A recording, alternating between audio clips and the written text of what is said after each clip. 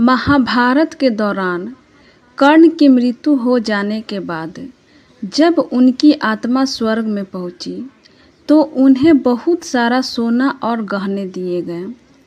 कर्ण की आत्मा को कुछ समझ नहीं आया, वह तो आहार तलाश रहे थे। उन्होंने देवता इंद्र से पूछा कि उन्हें भोजन की जगह सोना क्यों दिया गया। तब देवता इंद्र ने कर्ण को बताया कि उसने अपने जीवित रहते हुए पूरा जीवन सोना दान किया, लेकिन अपने पूर्वजों को कभी भी खाना दान नहीं किया। तब कर्ण ने इंद्र से कहा, उन्हें यह ज्ञात नहीं था कि उनके पूर्वज कौन थे और इसी वजह से वह कभी उन्हें कुछ दान नहीं कर सके। इस सब के बाद कर्ण को उनकी गलती सुधारने का मौका दिया गया और 16 दिन के लिए पृथ्वी पर वापस भेजा गया, जहां उन्होंने अपने पूर्वजों को याद करते हुए उनका श्राद्ध कर उन्हें आहार दान किया, तर्पण किया। इन्हीं 16 दिनों की अवधि को प्रीत पक्ष कहा गया। श्री कृष्ण भगवान ने कहा कि आत्मा कभी मरती नहीं है, ये बस एक शरीर से दूसरे शरीर में बदलती है। इसलिए आप अपने पूर्वजों को जब भी कुछ अर्पित करते हो तो वो उन्हें मिलता है। दानवीर कर्ण, जिनके नाम के आगे ही दानवीर था, उन्होंने पूरी उम्र बहुत दान दिया। जो भी उनसे कुछ मांगता वो उसे जरूर मिलता। कर्ण जब परलोक गए तो वहाँ उन्हें वो कुछ 2 गुना दिया गया जो कि उन्होंने दान किया था, लेकिन वह सब हीरे जवाहरत और सोना चांदी थे। कर्ण को खाने को कुछ नहीं मिला क्योंकि उन्होंने कभी भोजन दान नहीं किया था। कर्ण भूख से व्याकुल हो गए। अंत में यमराज से विनती करके धरती पर जाके फिर से दान करने की आज्ञा मांगी। यमराज ने कर्ण को 16 दिनों का वक्त दिया। कर्ण ने धरती पर आकर जमकर भोजन दान किया और श्राद्ध किया। जब कर्ण परलोक वापस आया तो उनके पास खाना पहुंच चुका था।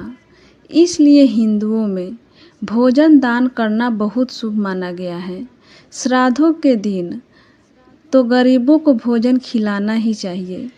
इसके जरिए हमारे पूर्वजों को सीधे ये पहुंच जाता है। कहा जाता है कि इन दिनों यमराज की आज्ञा से आत्माएं जमीन पर आती हैं और अपने वंशजों की ओर से अर्पित किए गए भोजन का भोग करती हैं। एक बार 2 भाई थे, जोगे और भोगे। जोगे अमीर था और भोगे गरीब। एक बार श्राद्ध का वक्त था तो अमीर भाई की पत्नी ने उससे श्राद्ध करने को कहा, लेकिन वह इसे व्यर्थ की बात मानकर टालता रहा। ऐसा करने पर अमीर भाई की पत्नी ने सोचा, अगर श्राद्ध नहीं किया तो लोग बातें बनाएंगे। इसके लिए ऐसा करती हूँ कि अपने मायके वालों को दावत पर बुलाकर अपनी शान दिखाऊंगी। वहीं अमीर भाई की पत्नी ने श्राद्ध पर मदद करने के लिए गरीब भाई भोगे की पत्नी को बुला लिया। श्राद्ध का दिन आया तो भोगे की पत्नी पूरा दिन काम पर लगी रही, पूर्वजों के लिए खाना बनाया। लेकिन जैसे ही उनके पूर्वज खाने आए तो क्या देखा कि वहाँ पर तो अमीर भाई के ससुराल वाले खा रहे हैं। पितर निराश हो गए तो वो गरीब भाई के घर गए तो वहाँ क्या देखा कि पितरों के नाम पर अगियारी दी हुई है। पितरों ने उसकी राख चाटी और भूखे ही नदी के तट पर जा पहुँचे।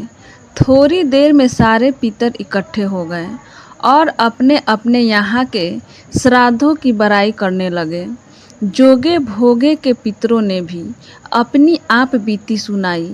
फिर वे सोचने लगे, अगर भोगे समर्थ होता तो शायद उन्हें भूखा न रहना पड़ता, मगर भोगे के घर में तो 2 जून की रोटी भी खाने को नहीं थी। यही सब सोचकर उन्हें भोगे पर दया आ गई। अचानक वे नाच नाच कर गाने लगे, भोगे के घर धन हो जाए, भोगे के घर धन हो जाए। सांझ होने को हुई। भोगे के बच्चे को कुछ भी खाने को नहीं मिला था। उन्होंने माँ से भूख लगी है। तब उन्हें टालने की गरज से भोगे की पत्नी ने कहा, जाओ आंगन में हौदी औंधी रखी है, उसे जाकर खोल लो और जो कुछ मिले बांट कर खा लेना। बच्चे वहाँ पहुँचे तो क्या देखते हैं कि हौदी मोहरों से भरी पड़ी है।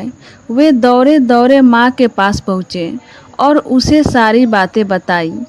आंगन में आकर भोगे की पत्नी ने यह सब कुछ देखकर तो वह भी हैरान रह गई। इस प्रकार भोगे भी धनी हो गया, मगर धन पाकर वह घमंडी नहीं हुआ। दूसरे साल का पितृपक्ष आया। श्राद्ध के दिन भोगे की स्त्री ने 56 प्रकार के व्यंजन बनाए।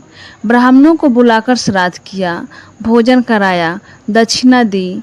जेठ जेठानी को सोने चांदी के बर्तनों में भोजन कराया। इससे पितर बड़े प्रसन्न हुए तथा तृप्त हुए। पितृपक्ष के कई नियम होते हैं और उनका विधि पूर्वक पालन किया जाता है। पितृपक्ष में पितरों की आत्मा की शांति के लिए श्राद्ध किया जाता है और यह श्राद्ध कर्म पितरों की मृत्यु के तिथि के अनुसार होता है। इस दौरान ब्राह्मण को भोजन और दान देना शुभ माना गया है।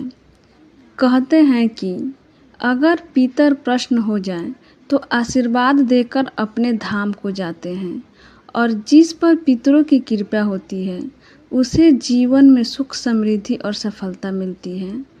पितृपक्ष में गाय के अलावा कौवे का भी खास महत्व है और श्राद्ध के बाद कौवे को भोजन कराना अनिवार्य माना गया है।